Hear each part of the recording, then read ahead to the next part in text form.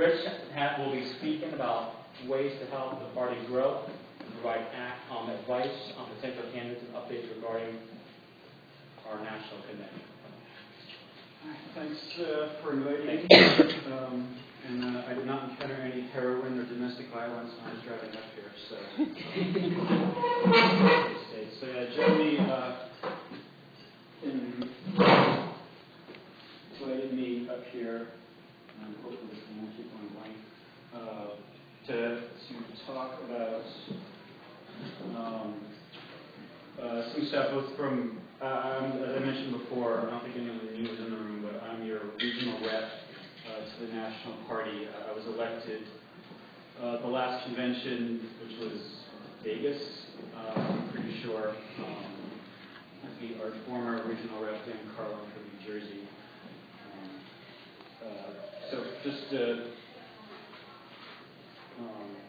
So he invited me to talk about ways to grow the party, something we all care about, and advice for potential candidates.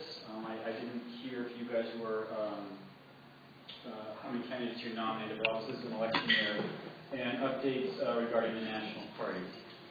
So I'm going to start with the updates from National. I have attended all the meetings. The National Committee does 3 to 4 meetings a year all over the country. I am trying to get a meeting up here in the Northeast. I was this close to getting New Hampshire last time. I don't know, guys, how much you all pay attention to the national things at the national level. Bonnie and I and a few other folks have sometimes paid too much attention to it. I've cut back. Yeah, much help now, I'm sure. So we've been. I was really unhappy with a lot of what was going on. There's sort of been a sense that the National Party wasn't listening to us at the affiliate level, who were actually doing all the work. And there was also, in my opinion, some bad communications going on, just some nonsense. So there was a big shift in Vegas. I think half the LNC was turned over, which for a small organization is actually a pretty big shift. So I was part of that. I campaigned on, such as it was, on bringing more of the activity and the attention to the affiliate level and to the members, rather than necessarily on the back office or some big grandiose ideas. And end a lot of the nonsense we saw, a lot of the circular firing squads, a lot of the, well, this is your project and I hate you, so I'm going to oppose your project even though it's a great idea, and well, because you did that, I'm going to oppose you. And real or not, there was a definite perception of that going on at the national level, so that's one of the things I campaigned on and got in and I'm trying to work. And a lot of the newer people on LNC, I think because a lot of us have been like state chairs or candidates for major office, we've become a lot more, be more practical and pragmatic about it. I think we have actually gotten a lot done. A lot of the mess hasn't cleaned up. We have much better communications going on, both between the LNC and staff, and the better processes. I don't know, did anybody hear about the thing with the audit? Okay, so not great. But we did have an audit, and our draft report got leaked, and it was a draft report, not the final report. I'd like to emphasize that for anyone who read it. But it exposed some procedural shortcomings, and we've done actually a huge amount of updates to the policy manual, updates to actual process in the office. And our chair, Jeff Neal, as chair, it's his responsibility, and our treasurer have been leading a lot of that. So a lot of things are getting cleaned up. Things are running a lot more smoothly. Stuff isn't falling through the cracks like it was. So for that part of it, I think we've made a huge amount of progress. We've had a lot of great proposals coming up. We actually had like a strategic planning meeting at the LNC level, which I think has never been done. So we came with a lot of great... wait a minute. We threw away the 50-page strategic plan we did 10 years ago. Okay, it's been, 10 years since we've had one, and that sort of shows you... That document is still a good document from 10 years ago. Well, I haven't seen it. That was one was Eli involved in that? And Don, and was this back after Archimedes? It was after Archimedes. It was the whole strategic planning, and they had the meetings, and... the Victory Fund came out of that? The what? The Victory Fund? Did that come out of Maybe. that? So it's been 10 years, you know, so a quarter of the organization's lifespan between any kind of strategic planning at a real, like, okay, get everybody in the room, let's talk up some cool ideas.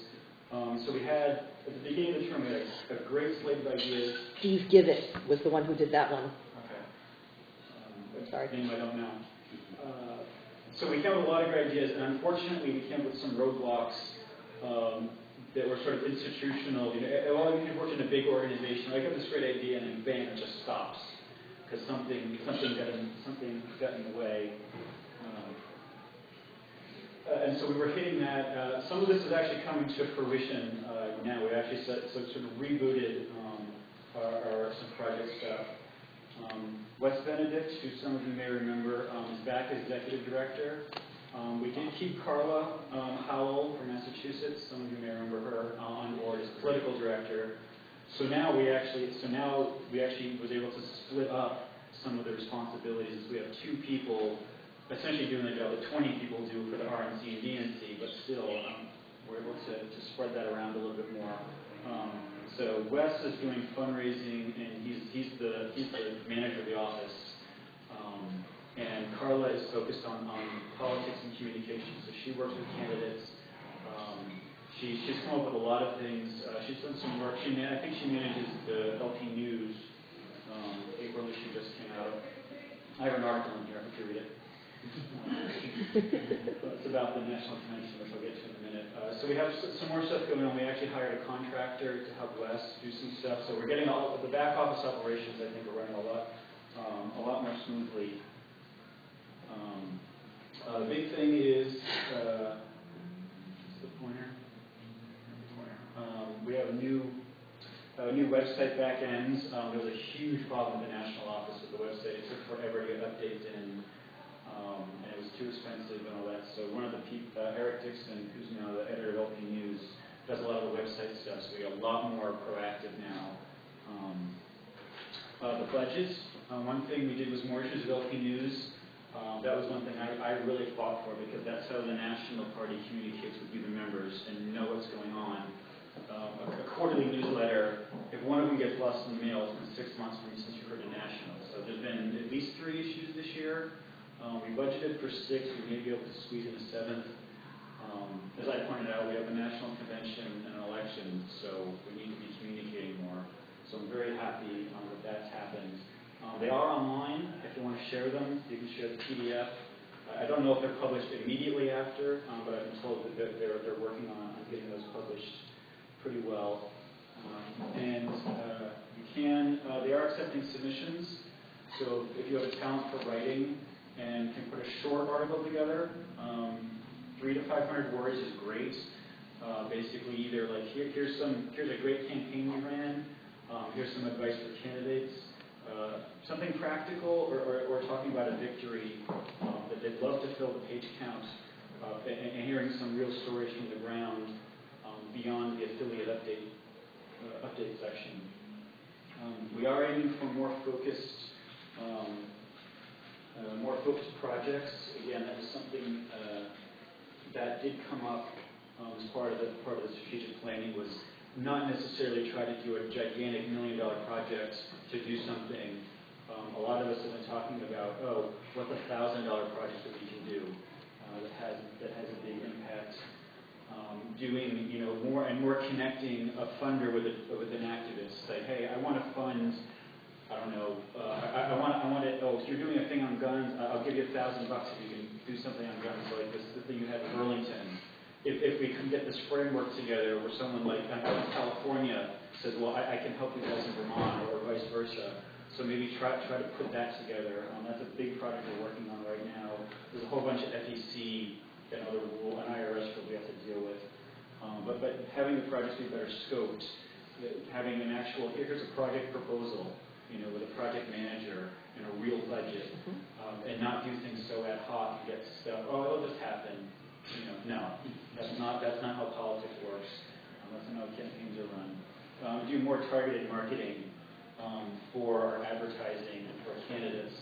There's a very exciting project coming out. It's not public yet, so I don't really want to talk about it, but it'd be very, especially if you're running for office this year, about a way to say, I want to help this candidate in this town. something I'm really excited about coming together.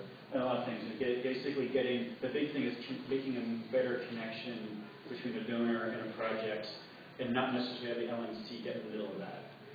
Or to simply be a pass-through organization just because we have all the back office stuff. We do have a new brochure. I have it in my bag, I believe. But we have, you've seen the stuff that was on the table there. Some of that stuff's from the 80s. I've been working on my own on creating some new issues-based flyers that are a little more up to date. Well, more up to date. They were made last year. Because a lot of people care about issues, they don't necessarily care about political parties or parties in general. Bonnie talks a lot about the single issue alliances. So I've been pushing to make those and make those applicable. Say it'll be your general brochure, but then you can put all of your local affiliate stuff, on the last panel. So someone can say, hey, here's a great gun rights panel. Here's a food freedom pamphlet. And you'll have the Vermont LP contact information in there. So I'm working with some of the other regional reps on that. And I don't know if you've heard that we did finalize on the new national office. It's in Alexandria. At the last LNC meeting, I was able to tour it. It's a nice building. It's on a fairly busy street at a red light with frontage on the street. So we're already talking about putting signage in the windows. There was a big sign. The realtor had a big sign up front, and we're hoping we can keep it because it was a nice 3-foot by 10-foot sign. We're trying to keep it, but it's a good building. It's got 3 floors. There's a meeting room in the basement, which in theory could hold an LNC meeting. It'd be a little tight, but it's nice open concept, big windows, the parking lot in the back. So it'll be, and it will save us $6,000 a month. Now, did they go for the purchase of this, or is this rented? Okay, so that's the plan finally came to fruition, and we raised the size? The building. The office fund. It changed names a couple of times. Dave Blau, Chair of Massachusetts, is helping to run that. The party over the last 2 years raised $350,000. To pay against the purchase price was something like $800K. So even if we paid the so with the mortgage and the condo association fees and all that stuff, we're still saving $6,000 a month for about the same square footage and a much safer location. It's pretty. If you want to visit it when it's finally done, it's 3 blocks from the metro stop, Alexandria. It's a pretty nice neighborhood. Walking distance to several bars and restaurants. I'm going to go partying later afterwards. So I'm looking forward to that. There is some room for expansion. So as we start getting the party bigger, but that's something we've been talking about for. I know when they renewed the lease at the Watergate 5 years ago, we were trying to get them to move. So that's a really big accomplishment this LNC actually was able to put together. And so hopefully that $6,000 can either go to, getting more staff to take some of the load off, or maybe put in direct campaign support for ballot access. That's going to be up to the next LNC. It's going to get elected to see. So that's pretty exciting. Before we go to the next thing, any particular questions about either what I do as a regional rep or what the LNC is doing? Okay. The next thing is the convention. It is in Columbus, Cleveland. It's at the end of June. That's the website. You don't buy your tickets already. No. It's easier to fly into Cleveland, I think. But I've been to Columbus 10 times for various conventions and business stuff, and it's right in the middle of downtown in the Arena District. There's tons of stuff to do. If you're thinking of going, or friends are thinking of going, within walking distance, there's going to be 50 restaurants. There's a baseball stadium. There's the arena right there. I don't know, so if there's a concert playing or something, you don't even have to go outside to walk there. There's actually a huge street festival going on that weekend. So I actually told Nancy we should get canvassing teams out there to actually talk to voters and see what they might care about while we're all there. We'll see if that happens. That youth outdoor, isn't it? That you'd operate, is it? I don't know. This festival for one say again? It's a big, yeah, it's an annual, big event, like 50,000 people. So I do recommend you register early and often. Early bird pricing ends April 30th, and it goes up by like 30 or 50 bucks. And get your hotel room.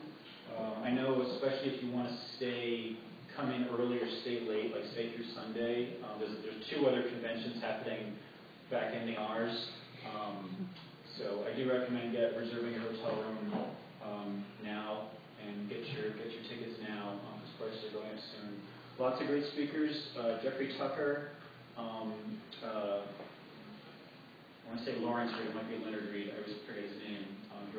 He's a big advocate. Sean McComber from Students for Liberty is going to be there. They just announced a whole bunch of more speakers. I think it's going to really good. Gary Johnson and Jeff DeGray will both be there. They're working on some, still working on getting some more. They're really, the theme of the convention is character matters. We are advocating a world where, you can live by your reputation, we can trust each other, so obviously character does matter. And that's what we're going to be talking about as the keynotes go. The convention runs Friday, Saturday, and Sunday are the main events. Thursday, the day before, the LSLA, which is the State Chairs Organization, is going to be running 2 tracks of workshops. Most of it's going to be practical stuff, things focused on candidates and state party leadership, and stuff for activists. I think we've got, there was people talking about how to run a ballot access drive, how to do media work, how to run a meeting, how to do Robert's rules properly, a few other things. And also on Thursday, the bylaws platform and the LNC will all be meeting. All those meetings are open to members, so if you want to see what's going on, meet your leadership, see how the sausage gets made. Most of these meetings will probably be pretty quick. They're probably going to be 2 or 3 hours on Thursday throughout it, because most of it's just wrapping up their term. I have to go to 2 of those. I may or may not stop in the platform. I don't know. So the big things at the convention are the LNC elections. That's chair, treasurer, vice chair, secretary, and the region formation. If you look in the bylaws, the parties they're not necessarily geographic, but groups of states come together to form regions. We have a region here. It happens traditionally that this northeast block, New England, New York, New Jersey, sometimes Pennsylvania, that area tends to be a region. This year, New York bolted at the last second. But we tend to form it that way. Right now, we're part of a double region with the Mid-Atlantic states down to Virginia, maybe North Carolina. And so that's something that happens because each region elects a representative to the national committee of each region that run the party between conventions. So that's my position. I'd like to get our region formed before the convention. It requires 10%. The regions are made up with 10% of the party membership by state. So we definitely need New York back in the region. That might be enough. We might need to add 1 more state, but I'd like to get that settled so I don't have to spend any time on it at the convention. The next big thing, actually the first, is voting on bylaws changes and platform changes. So the bylaws committee met in March. The platform committee, I believe, is meeting next week. I'm going to talk about those a bit more in a second. And this is essentially how the bylaws are how the party is run. What are the rules of convention? How do you vote? How do we establish who's running things? And when the convention happens, how do we nominate candidates? That's all that stuff. Platform is our position on the issues. Tax of the environment, guns, what have you. That tends to be the most heated at the convention. I'll just say that. The heated thing about the bylaws is going to be the floor fee, right? Yes, and I'm going to talk about that stuff in a minute. So if you what's going to be coming up soon is the both committees, the committee has to meet in person at least once, and they make a bunch of recommendations, then they send out a survey to the members to say, hey, what do you think of our proposals? And based on that feedback, a final recommendation gets set. This has been happening pretty much every year that I can remember. I know the bylaws committee is definitely going to be doing it. I assume the platform as well. So there's going to be some feedback back and forth. But you, as the more so than with the D's and R's, the members control the rules of the party and our platform. We don't always get a lot done because there is honest debate and yeah, there's a lot of debates on some of these issues, and some of them are controversial. I mean, what is our opinion exactly on a specific issue? Even though we have broad agreement, a lot of times we get down to the details. We've been rebuilding the platform since, what was it, 06, Portland, when it got shrunk. And so we've been building that back up. And the other thing, and I mentioned earlier, is the awards. Again, those are due end of the month. I would like to, I will be nominating Hardy Macy for at least one of the awards. He was an outstanding activist. He was a huge loss, both to the party nationally and as locally.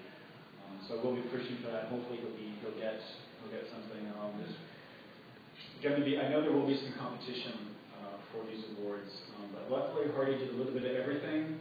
So I'm hoping he'd be easy we can nominate him for more than one.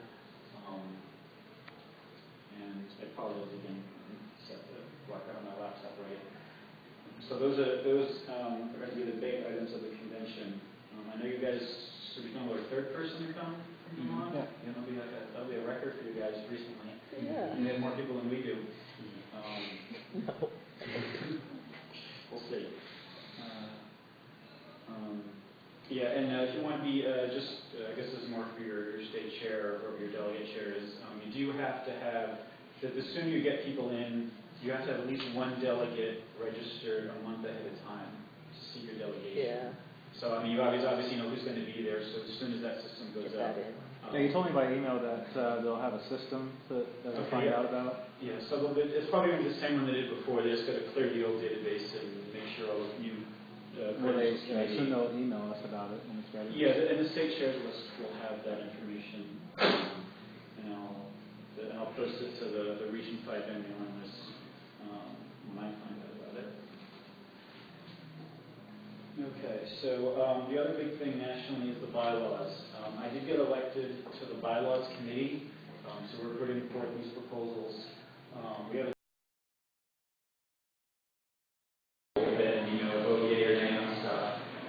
there'll be speakers throughout the day. But yeah, people just want to show up. Like I said, I don't know what they're doing for programming per se. People bring their spouses or their kids or something. For people here, though, I mean, let's be honest, if you want to attend workshops, go to the Pork Fest for the week instead of Ohio. I don't know. I mean, it's a different kind of thing. Pork Fest is really more the anarchist crowd.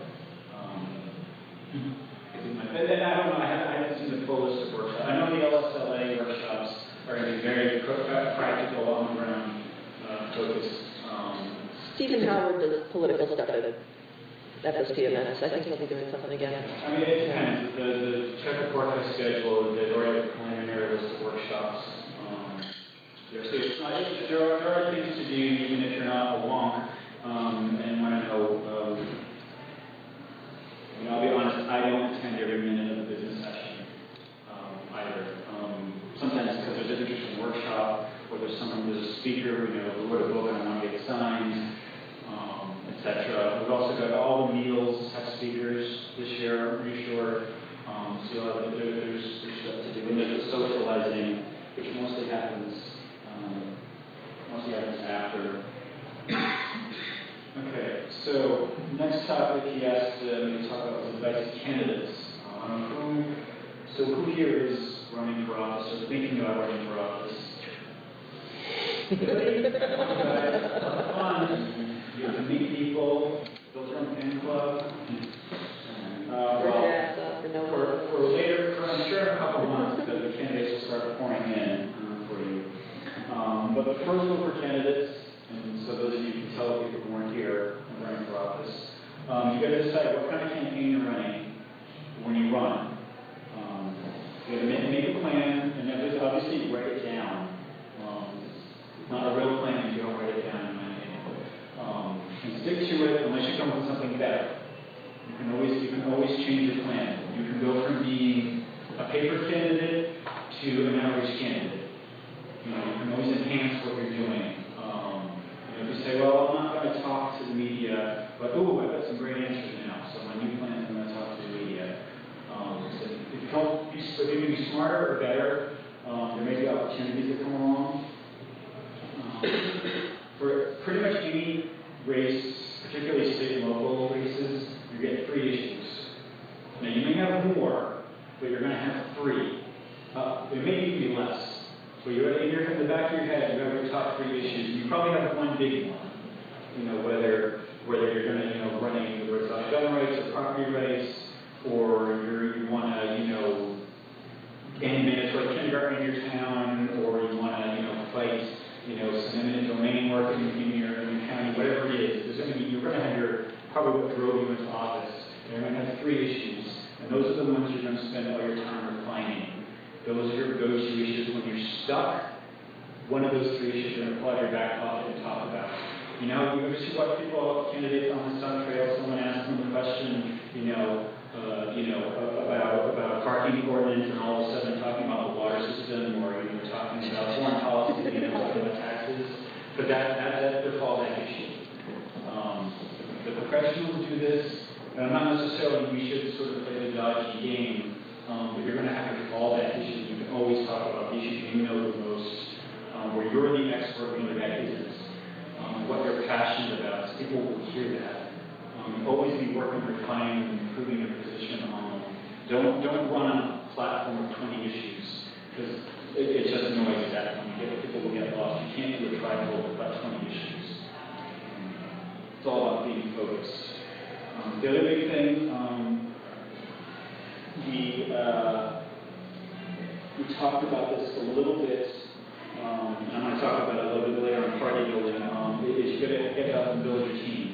If you run your campaign yourself, especially if you're doing anything beyond like a pure education or outreach campaign, you're going to burn yourself out. I can speak from experience, and I can give you a whole list of people I can speak from experience for.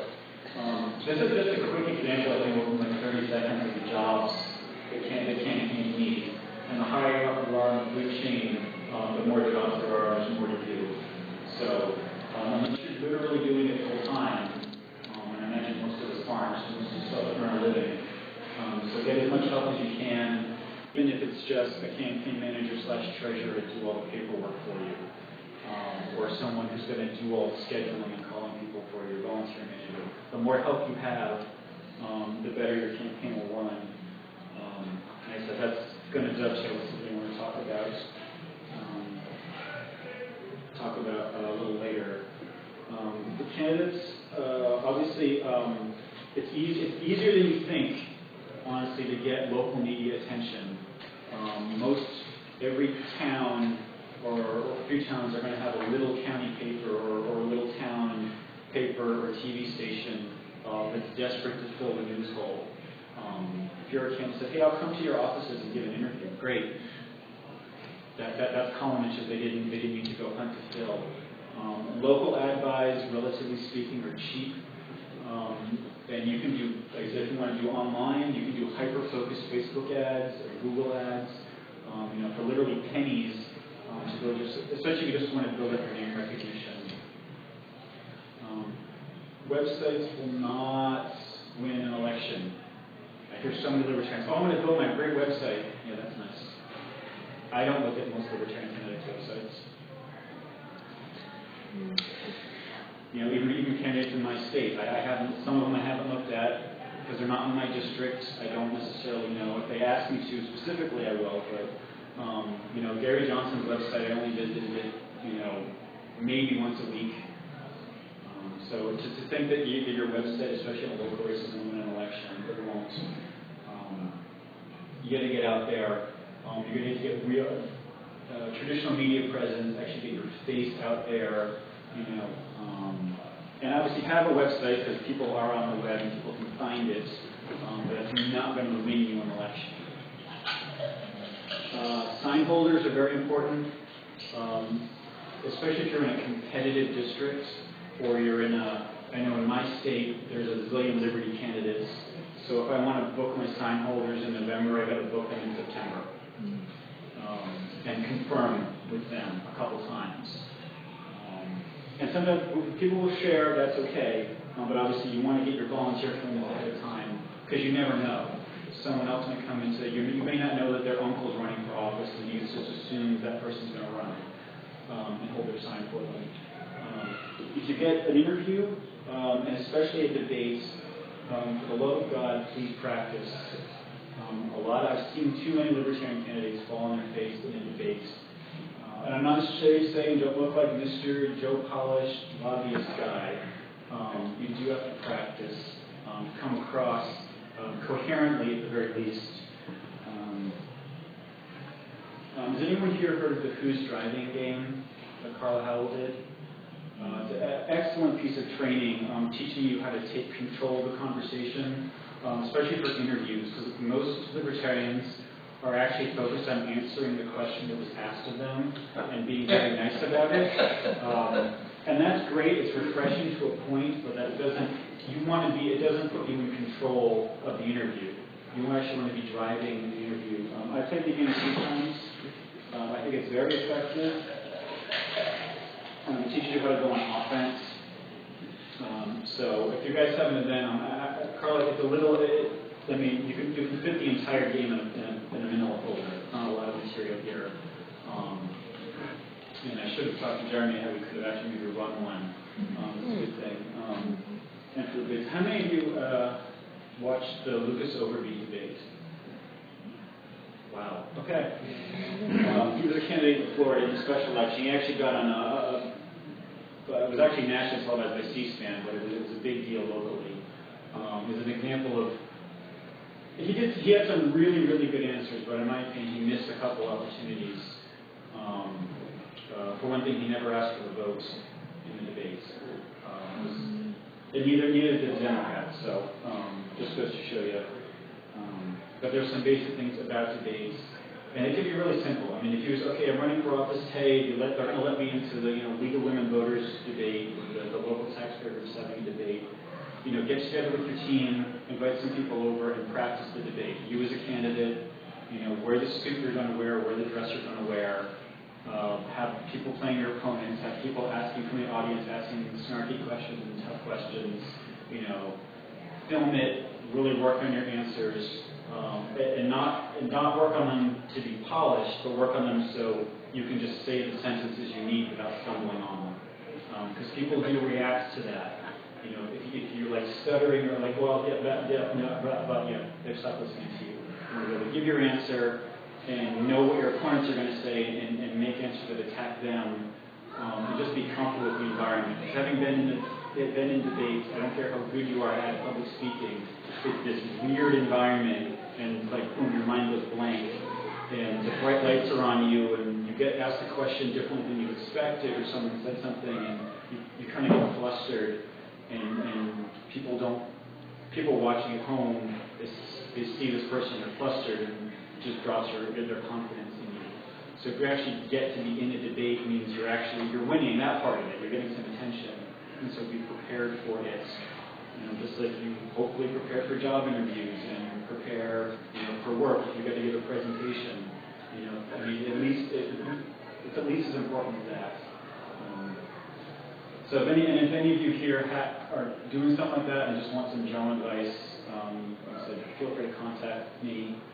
There's other resources available for you. The other thing is I do recommend highly a private list. For your chair, whether that's state or county or local chair, the candidates and managers, so you guys can share ideas and share opportunities. You may say, don't talk to this reporter, he's totally hostile, he's going to misquote you. Or you may say, hey, I've got this great activist who wrote some great press releases for me. She wants to do some more work. Who wants some help with that? So that kind of thing. But keep it private so you guys can air stuff out and talk about stuff. And work to improve your campaigns and build your team up.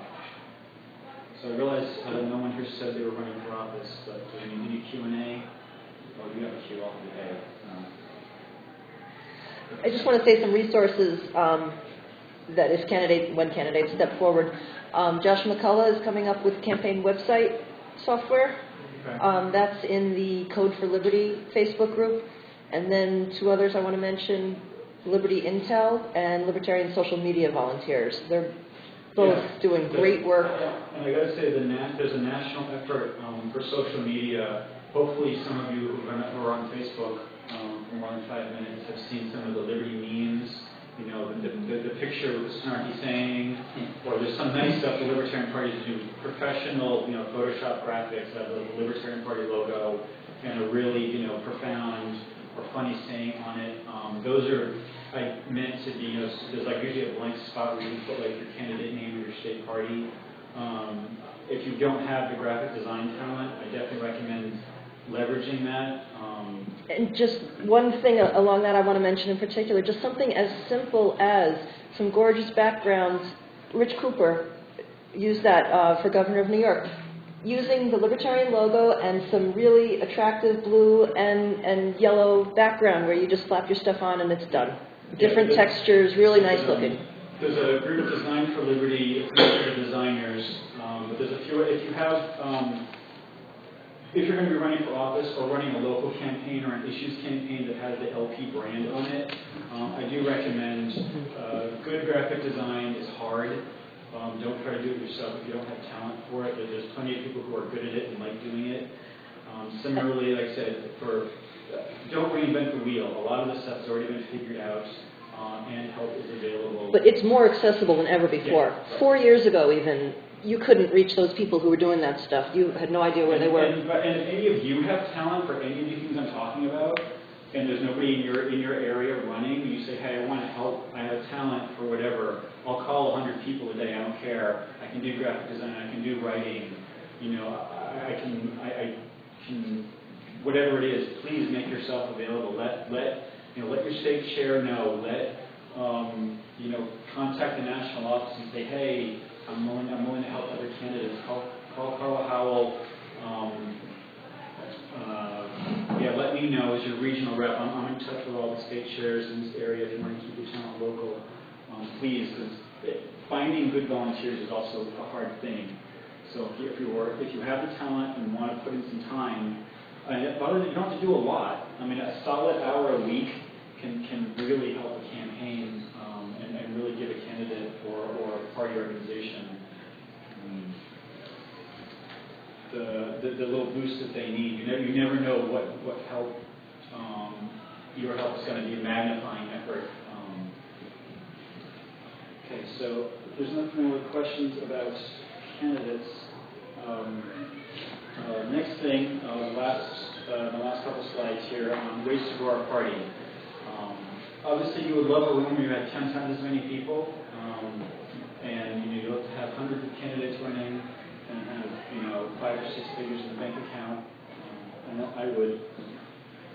So, what are some things? This is obviously just my opinion. I am a state chair. I run other organizations, so I think I kind of know what you guys are doing here in Vermont.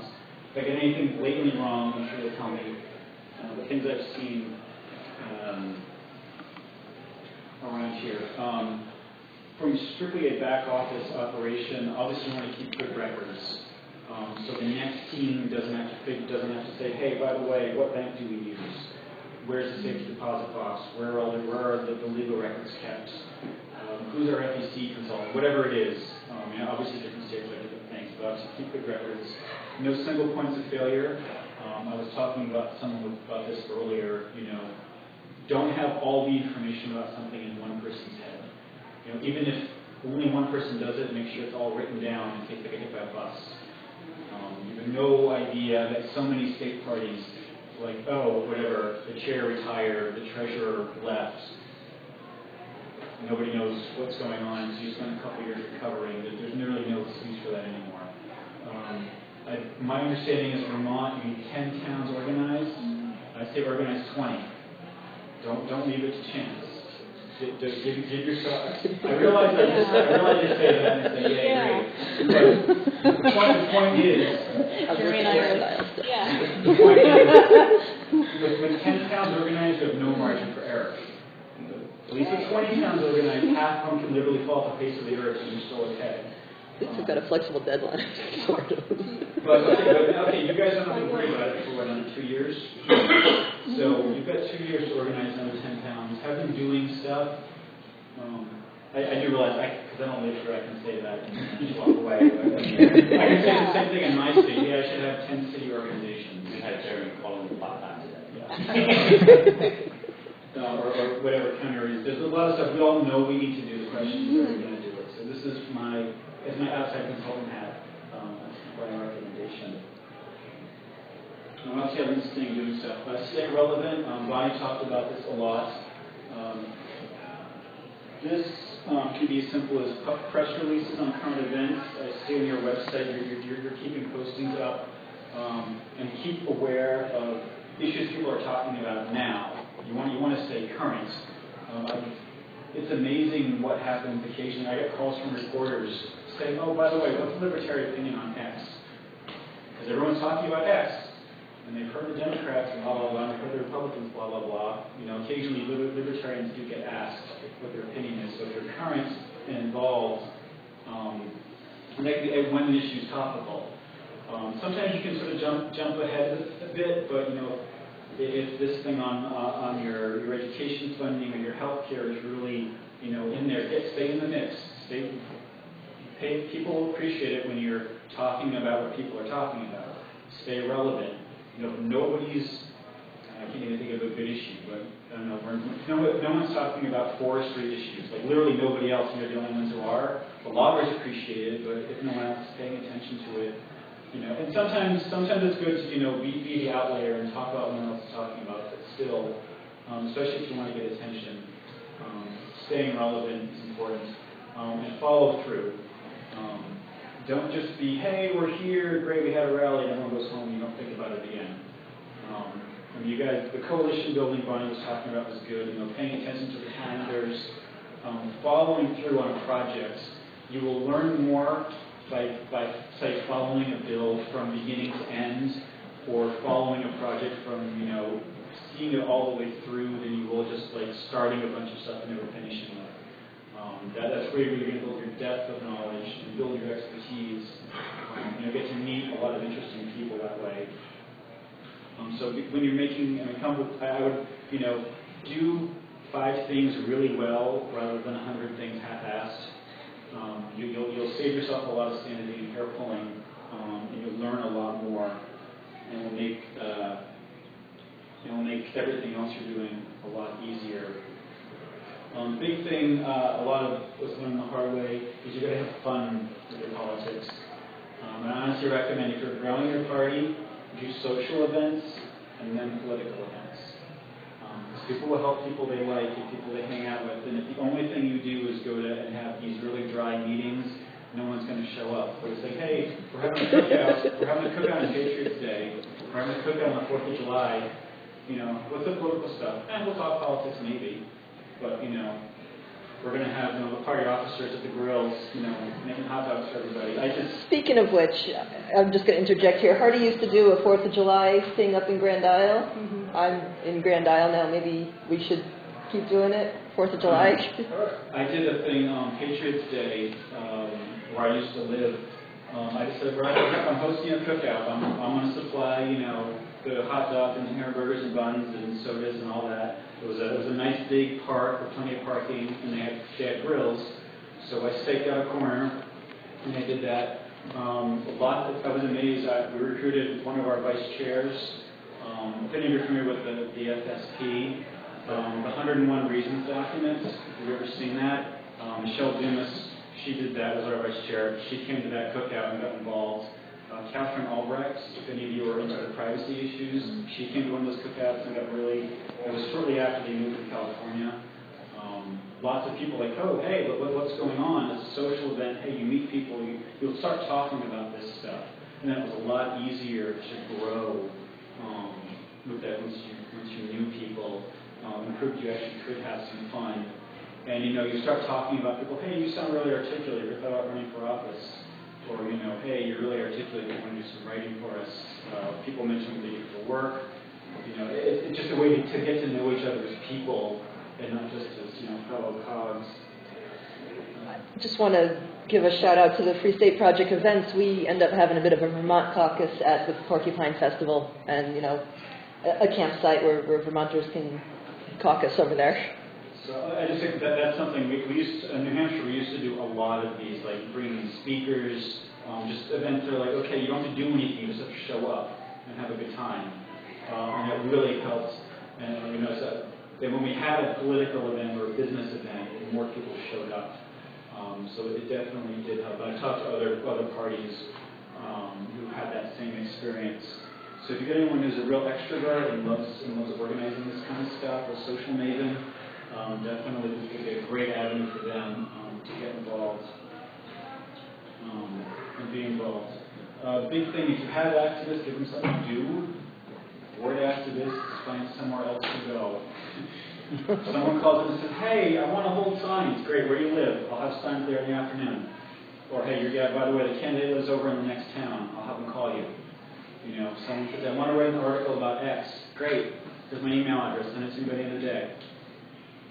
Don't let activists sit idle. If someone calls you with something to do, have a list of projects. And believe me, any state chair will have a list along his arm or her arm of projects to do. So give them something to do. The big thing I talked about this with candidates developing their team. The state party needs to develop their team as well.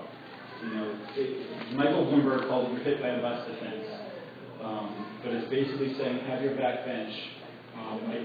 You guys probably don't have county organizations, but if you did, for example, or you have your towns. So basically, the people who are running your town committees, they're essentially the farm team for your state party to become leaders. This is how a lot of organizations do it, but still, have people doing stuff. Get your activists trained, get your leadership trained. I recommend a project management model. I use this with the Liberty Alliance, and it worked really, really well. We believe in personal responsibility. So give someone the responsibility to run projects. Give you a small one, whatever, $100 budget or 2 people, whatever, but it develops their leadership ability and their management skills, which we really do need in the party. And you've got someone who's a single point of contact, you can say, hey, what's going on? And if they do a good job, you give them a bigger project. If they don't do a good job, well, okay, give them some training, or maybe have them work on something smaller to build their way up. But it gives them leadership responsibility and leadership experience. They can, it gets cycled in the party. You got people doing projects. In my opinion, it's a really good model for getting some very focused activity done. Obviously, promote your success, completed projects. Activists like to know you're doing stuff, and donors like to know you did stuff. And you can do stuff. So to say, hey, we're raising money for our petition drive.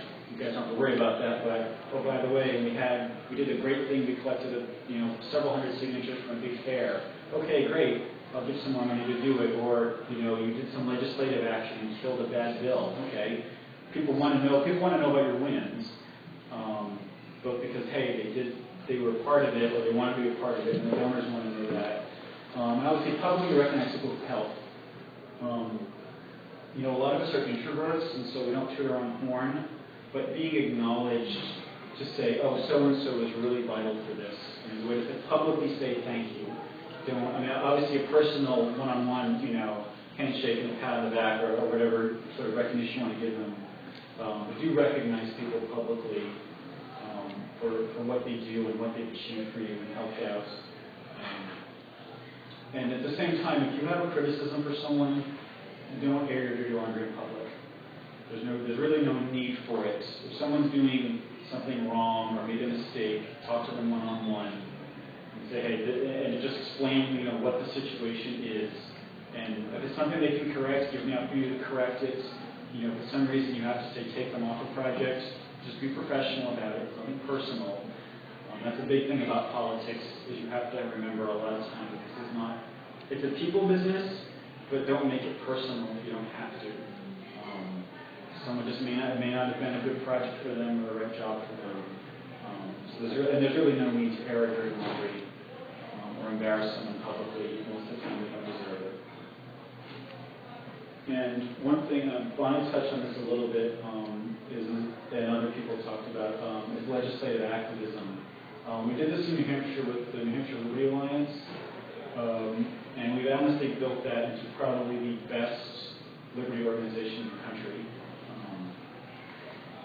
And I say that all the time, and no one has contradicted me yet. And it took a while to get there. When we started off, we got a lot of fits and starts. But what essentially, this is a big project, but because there are so many bills and so many reps, there's lots of little pieces you can pull off.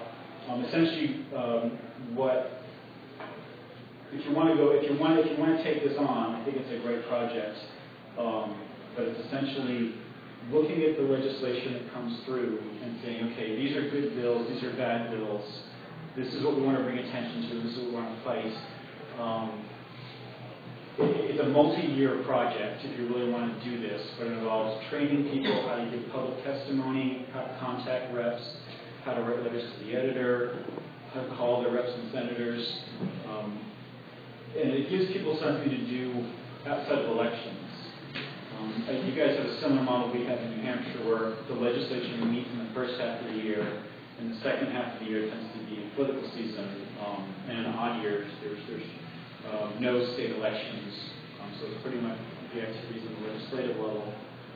We've had a lot of success with this, and the great one thing I've noticed is being a legislative activist, and I do this a lot, is those skills translate very well to being a candidate.